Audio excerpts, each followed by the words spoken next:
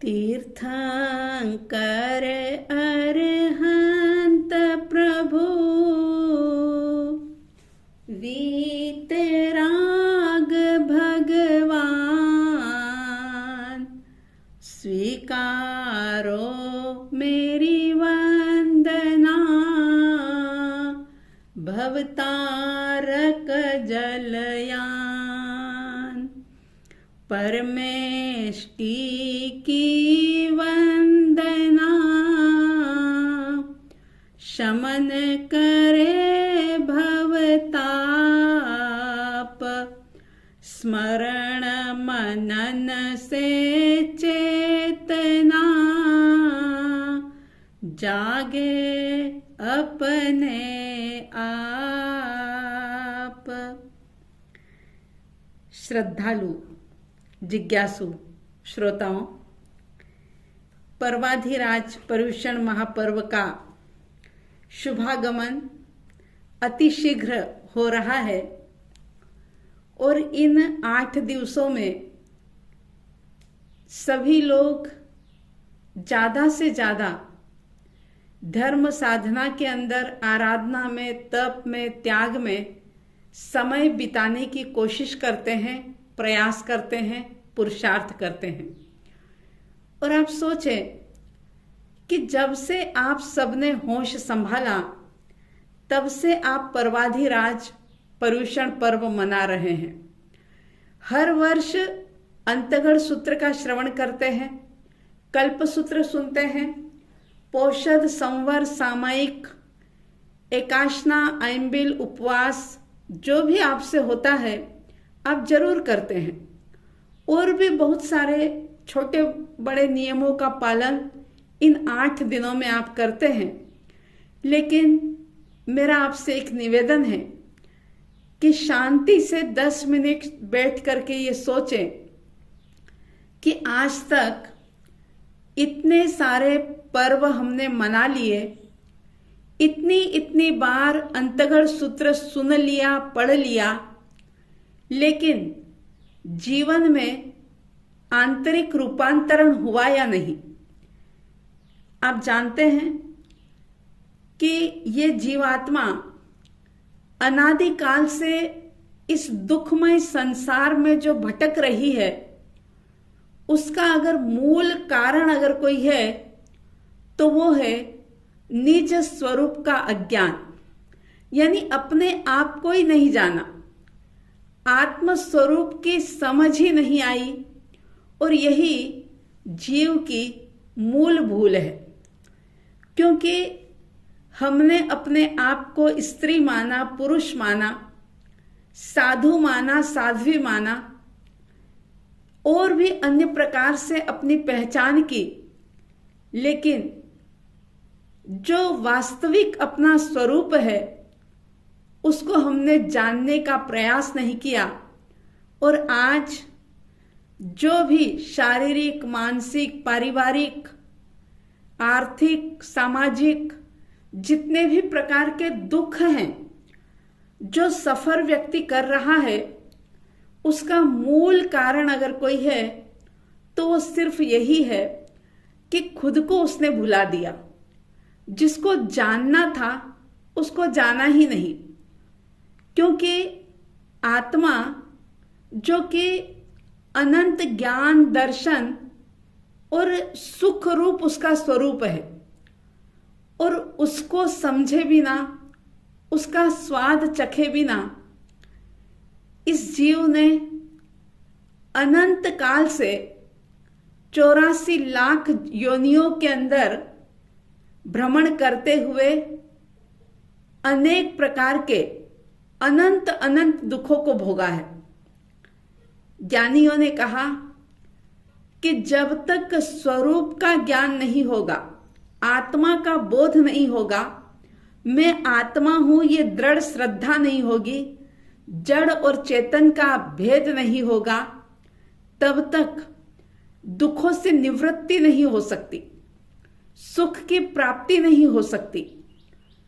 तो मैं आपसे ये कहना चाहूंगी कि जो अनंत काल से दुख भोग रहे हैं और उसका कारण जो हमारा अज्ञान है, स्वरूप का अज्ञान, आत्मबोध का अज्ञान। अज्ञान का मतलब बहुत, आप ये समझेंगे कि हमने तो बहुत पढ़ाई की है, बहुत बड़ी बड़ी डिग्रियां हासिल की है। कोई धार्मिक व्यक्ति होगा तो सोचेगा मैंने बहुत सारे शास्त्र पढ़े हैं, मैं कैसे अज्ञानी।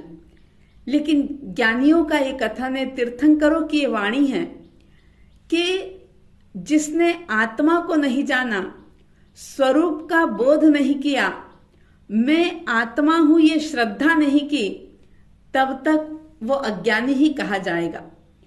तो ये जो 8 दिन का हमें समय मिला है और इसमें शास्त्र का श्रवण करते हुए उस शास्त्र को अपने साथ कनेक्ट करने का प्रयास करें, सिर्फ परंपरा का वहन ना करें, क्योंकि वो शास्त्र तो हमें एक आईना दिखा रहा है।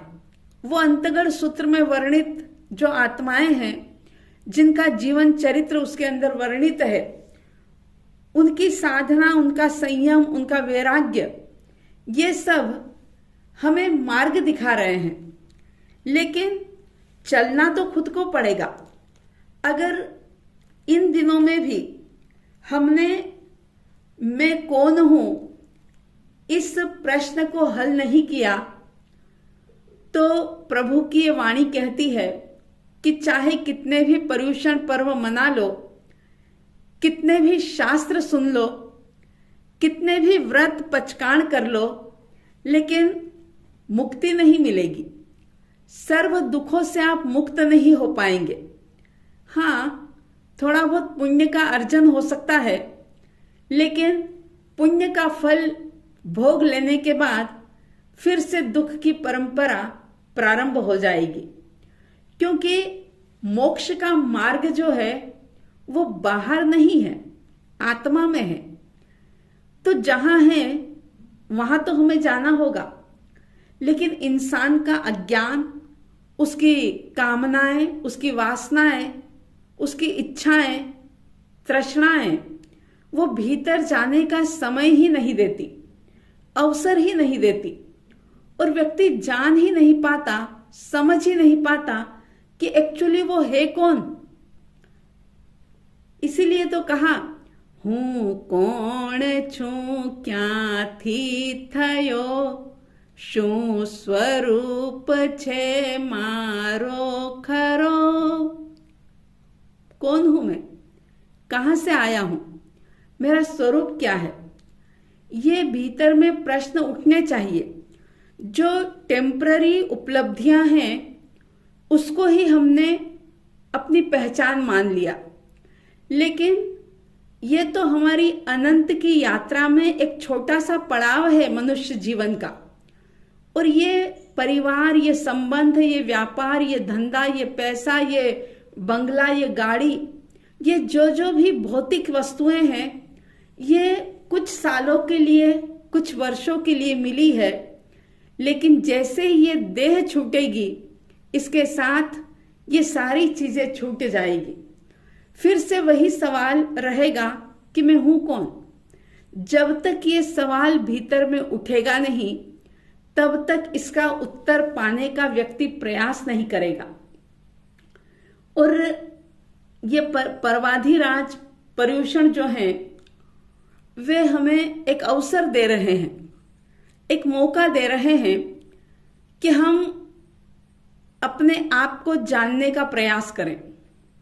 जब तक खुद को जाना नहीं, आत्मा की पहचान नहीं हुई, ये ज्ञान नहीं हुआ, तब तक ध्यान जीवन में कभी हो ही नहीं सकता। क्योंकि ध्यान करोगे किसका?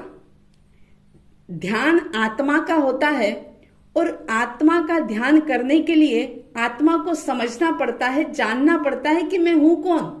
मैं जीव हूं, मैं शरीर नहीं, मैं जड़ नहीं, मैं चेतन हूं। इस बात की गहरी श्रद्धा करनी होती है। जब ये श्रद्धा होती है तभी फिर चारित्र होता है, ध्यान आदि साधनाएं सफल होती है। लेकिन आज आज लोगों ने पर में ही यानी दूसरों में ही उन्होंने अपने आप के प्राणों को आरोपित कर रखा है।